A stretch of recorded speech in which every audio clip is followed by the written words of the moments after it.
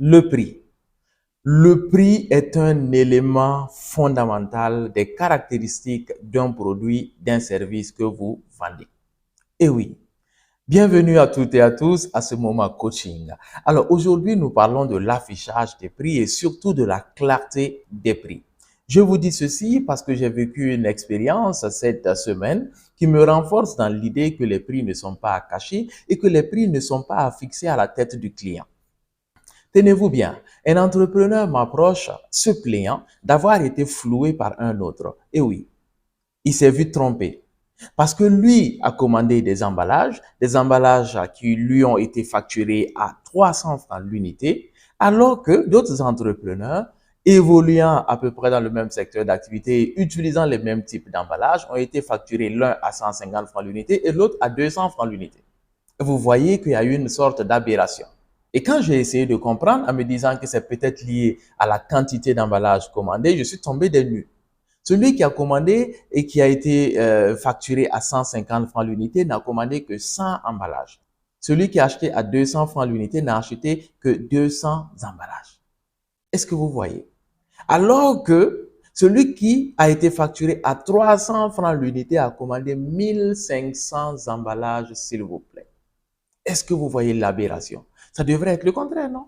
C'est-à-dire que celui qui commande plus, il a des prix plus réduits, n'est-ce pas? C'est une simple règle économique, surtout en matière d'emballage où le nombre compte. Et donc, j'ai essayé de m'approcher du fournisseur pour comprendre. Et donc, je lui ai dit, écoute, tu as fait quelque chose qui n'est pas intéressant. Tu as touché un client au cœur, c'est-à-dire au sentiment. Le client se sent blessé, se sent floué, se sent injurié et te considère comme étant donc un fournisseur malhonnête. Et pourquoi tu fais cela? Et c'est là qu'il m'explique qu'en réalité, c'est vrai que c'est une nouvelle activité. Il a commencé il y a peut-être une année de cela, mais il ne maîtrisait pas bien les coûts. Et donc, aujourd'hui, il a dû embaucher, il a dû louer un espace plus grand pour travailler. Donc, ça lui revient plus cher. Et les prix qu'il pratiquait au début, il ne peut plus les pratiquer. Il est obligé d'augmenter le prix. Mais malheureusement, il n'a pas communiqué. Et aussi, il m'explique qu'il veut continuer à avoir les mêmes prix pour les anciens clients afin de les garder. Et puis maintenant, au fur et à mesure, changer les prix pour les nouveaux clients. J'ai dit, mes chers amis, ça ne se fait pas comme ça. Les nouveaux clients, ils vont se renseigner avec les anciens clients. C'est d'ailleurs avec les anciens clients qu'ils vont découvrir tes produits et ils vont eux aussi venir pour commander. Est-ce que vous voyez ce que cela peut faire de ne pas être clair sur les prix?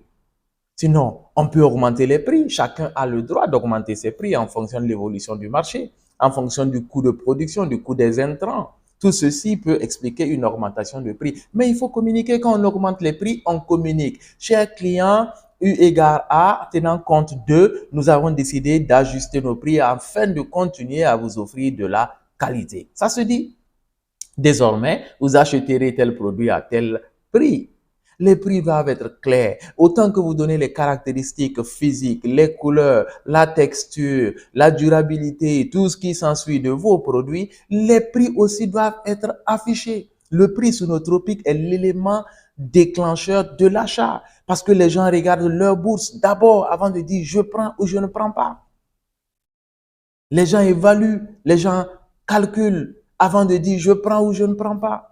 Comment se fait-il que vous puissiez avoir le temps de donner toutes les caractéristiques de votre produit, les couleurs jusqu'aux caractéristiques, les détails les plus insignifiants, mais celui-là qui est fondamental, c'est-à-dire le prix, vous ne l'affichez pas et donc, voilà, vous le donnez à la tête du client. C'est un tel qui le veut, je le jauge un peu de la tête aux pieds, je me dis non, il est capable de payer 300 francs, donc je dis ça fait 300. C'est un tel qui veut, je le regarde, je le jauge, je dis bon lui, je vais le dire 150 parce que je ne suis pas sûr qu'il puisse payer 300 et ainsi de suite. Non, ça ne se fait pas du tout. C'est une aberration. S'il vous plaît, soyez clair dans votre politique de prix. Je le répète, aujourd'hui, quelqu'un qui fait une publicité, qui affiche toutes les caractéristiques de son produit sur, par exemple, sa page Facebook et qui n'ajoute pas le prix et qui dit viens inbox, ben, il verra par lui-même. Il verra par lui-même. Et je pense que les gens ont commencé à constater de plus en plus que de moins en moins de personnes vont à inbox pour demander les prix. Et oui, le client, c'est le roi. S'il doit souffrir pour avoir les prix, ce n'est pas la peine. Alors, désormais, soyez très clair dans votre politique de prix. Affichez les prix, Ne fixez pas le prix à la tête du client. Soyez clair, soyez le plus limpide possible sur les prix et vous verrez que la vie est belle et le monde merveilleux. À très bientôt. Ciao, bye bye.